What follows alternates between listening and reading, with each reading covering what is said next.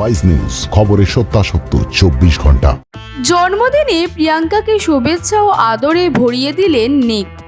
প্রিয়াঙ্কা চোপড়া আজ 42-এ পা রাখলেন। জন্মদিনে নিকের সঙ্গে একান্তেই সময় কাটাচ্ছেন নায়িকা।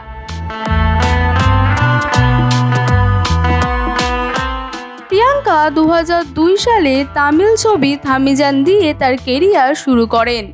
পরের বছর তিনি the hero love story of spice চলচ্চিত্রের মাধ্যমে বলিউডে পা রাখেন। এরপর বরফি, মেরিকম, বাজিরাও, মাস্তানি দিয়ে তার আন্তর্জাতিক মহলে জায়গা করে নেন। ব্লকবাস্টার পারফরমেন্স দিয়েছে প্রিয়াঙ্কা অনেক সিনেমাতে।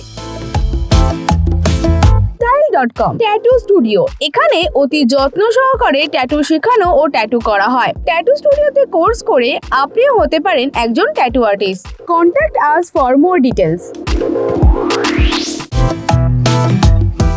প্রিয়াঙ্কা চোপড়া 2018 সালে 1 ডিসেম্বর রাজস্থানের যোধপুরে উমেদ ভবন প্রাসাদে আমেরিকান সঙ্গীত শিল্পী নিক জোনাসের সঙ্গে গাঁটছড়া বাঁধেন।